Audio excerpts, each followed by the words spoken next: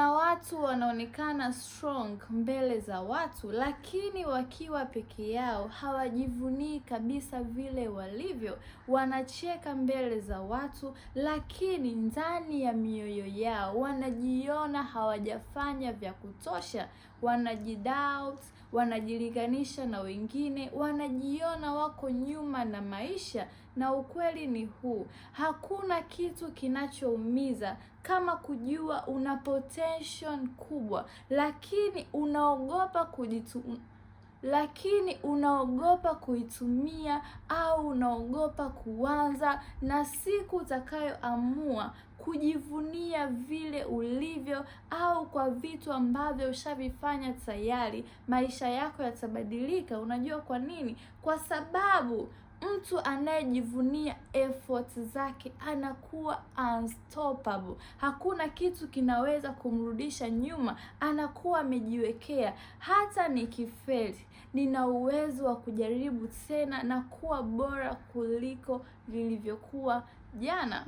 Watu wengi wanapoteza confidence kwa sababu wanajisaliti wenyewe. Tatizo sio kwamba hauna uwezo. Tatizo ni kwamba ukijiahidi vitu hauvitimizi. Ni mara ngapi umesema nitaanza kuamka mapema, nitaanza kujiweka mbele, nitaanza kuposti video zangu hata kama hazipo perfect. Na kila siku unasema nitaanza hata kesho, bado nina muda. Na kila unaposhindwa kutimiza ahadi ulizojiwekea, unavunja self respect. Akili yako inaona kwamba hata ahadi anazojiwekea yeye mwenyewe hazitimizi, na hapo ndipo confidence yako inakufa taratibu. Unakuwa hujiamini na akili yako inashindwa kukuamini wewe mwenyewe. Najua feeling ya kujiuliza, kwani mimi nakosea wapi, au sifanyi vitu vya kutosha? Unawaona marafiki zako wana progress, unawaona watu wana confidence, unaona watu wanaweka malengo yao na wanayatimiza, halafu wewe unajiona kama upo nyuma. Nataka nikwambie kitu leo: hakuna mtu anayekuwa unstoppable overnight.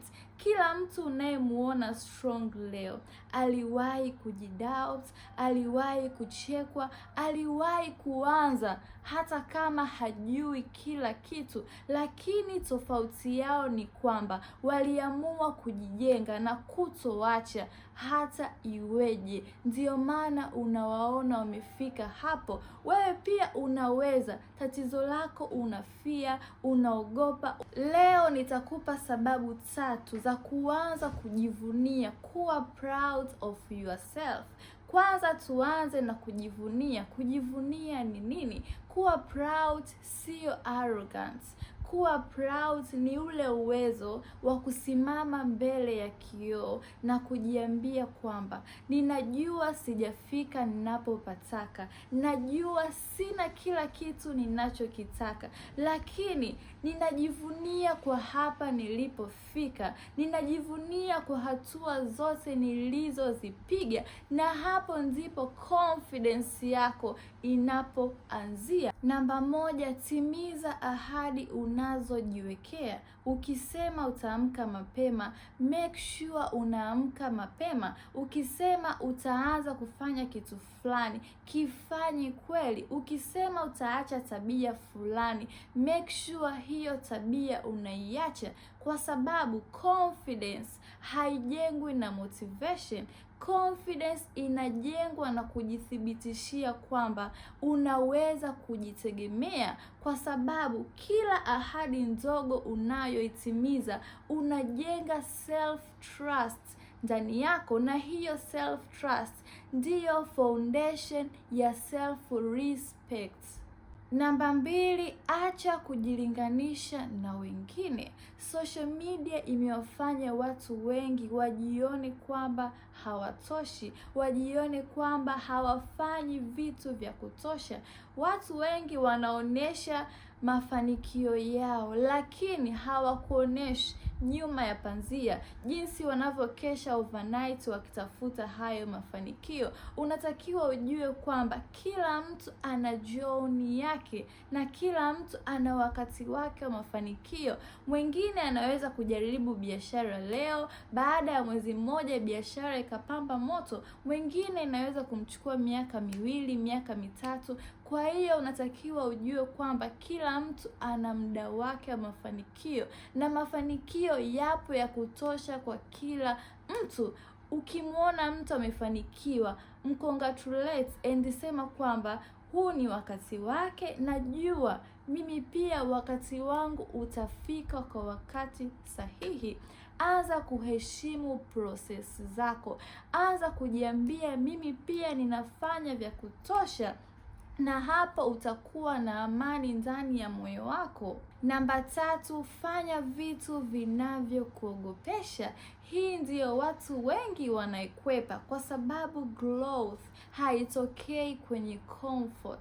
Growth inatokea pale unapotoka kwenye comfort na kufanya vitu ambavyo akili yako inaogopa. Kama kuongea mbele za watu kuna kuogopesha, anza kuongea na stranger. Ukikutana na mtu barabarani, mwambie umependeza, you look amazing. Kama kukataa distraction au marafiki wasio na faida kuna kuogopesha, anza kidogo.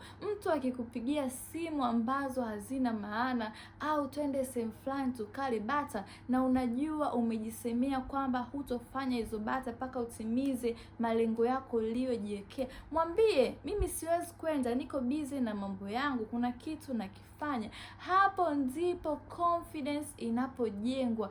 Kila unapofanya vitu vigumu ni kama unaiambia akili yako kwamba mimi ninaweza, na ninaweza kufanya chochote kile hata kama nikiwa naogopa. Sasa tuhamie kwenye kipande kingine, jinsi ya kuwa unstoppable. Yaani kuwa yule mtu ambaye hateteleshwi na kitu chochote, mtu ambaye anayeamini uwezo wake na kile anachokifanya. Unstoppable people hawategemei motivation, na hii ndiyo siri ambayo watu wengi hawaielewi. Motivation ni feeling, na feeling inabadilika kila siku. Kuna siku unaamka haujisikii kufanya chochote, kuna siku unaamka unajisikia kufanya kitu, lakini discipline ndiyo itakayokufanya ufanye kile kitu ulichojiwekea hata siku ambazo hujisikii. Unstoppable people wana system. Hawajiulizi leo ninajisikia kufanya, wanajiuliza leo natakiwa nifanye kitu gani. Fikiria ndege wakati wa kupaa inatumia nguvu nyingi sana kutoka ardhini, lakini ikishakuwa angani movement inakuwa smooth. Hata maisha yako pia ni hivyo hivyo. Mwanzo wa kufanya kitu inakuwa ngumu sana pale unapoanza biashara mpya, pale unapoanza kuposti video, yani kila kitu kinakuwa like ujisikii kabisa. Lakini unapojenga momentum ya kufanya, hata kama ukiwa hujisikii, baada ya siku kadhaa unaanza kuzoea ile hali. Unakuwa ujiulizi tena najisikia kufanya? Hapana, unakuwa unajua leo natakiwa nifanye nini, na unakifanya kweli hata iweje. Linda akili yako. Hauwezi kuwa unstoppable kama mazingira yako yanakumaliza mentally. Ukikaa na negativity kwa muda mrefu, utaamini negativity. Ukikaa na gossiping people, wewe pia utaanza kugossip. Nakumbuka kuna kipindi nilikuwa na marafiki zangu wawili, walikuwa wanapenda sana gossiping. Wakimuona mtu mtandaoni wanaanza kumsema, wanaanza kumcheka hata hawamjui. Lakini cha kushangaza mimi pia nikajiunga nao. Najua kabisa wanachokifanya sio sahihi, lakini uoga wa kuonekana tofauti ulinivuta na mimi nikawa kama wao. Kwa hiyo unatakiwa uangalie vitu unavyoviweka karibu na wewe. Chagua marafiki wanaokujenga, kaa kwenye mazingira yanayokufanya ugrow, na usiogope kusema hapana kwenye vitu ambavyo vinavyonyonya energy yako, kwa sababu maisha yako yote yanaanza kwanza kwenye akili yako. Nini unaamini kuhusu wewe? Unajiona ni mtu wa aina gani? Ndiyo maisha yako yanakuwa kwenye reality. Kwa hiyo chagua watu wanaokujenga kila siku. Ukikaa na watu 5 ambao ni wapumbavu na wewe unakuwa wa 6, choose wisely. Kubali kuwa growth inauma. Vision mpya ya wewe haiwezi kutokea kwenye comfort. Lazima upitie rejection, kujidoubt, kufanya vitu ambavyo haujawahi kufanya, na hiyo haina maana unaenda wrong direction. Mara nyingi hiyo inakuwa ni sign kwamba una grow. Ni kama misuli, haitokei kwenye comfort, inatokea baada ya resistance. Na maisha yako pia ni hivyo hivyo, unakuwa strong baada ya resistance ya maisha. Kama unataka kuwa proud of yourself, anza kufanya vitu sahihi hata pale unapokuwa peke yako. Usisubiri watu wa kuamini, anza kujiamini wewe mwenyewe. Usisubiri confidence ije ndo ufanye kitu fulani. Anza kwanza, confidence itafuata. Na kumbuka, kila unapotimiza ahadi uliyojiwekea mwenyewe, unakuwa mtu ambaye hawezi kuzuilika. Na kadri siku zinavyozidi kwenda, utajikuta unabadilisha jinsi ulivyokuwa unahandle vitu, jinsi ulivyokuwa unajiona, jinsi ulivyokuwa unaongea, kwa sababu mtu anayejiheshimu yeye mwenyewe anakuwa na nguvu tofauti kabisa. Na miaka michache ijayo utajivunia kwa nini ulianza mapema wakati wengine wakiwa wanapati au wana chase validation. Au utajuta kwa nini hukuanza kufanya vitu sahihi. Kwa hiyo decision is yours. Chagua kwa makini, chagua vitu vinavyokufanya ujivunie hata kwa miaka 5 ijayo. Kama umefika mwisho wa hii video, usisahau kucomment na jivunia vision yangu mpya.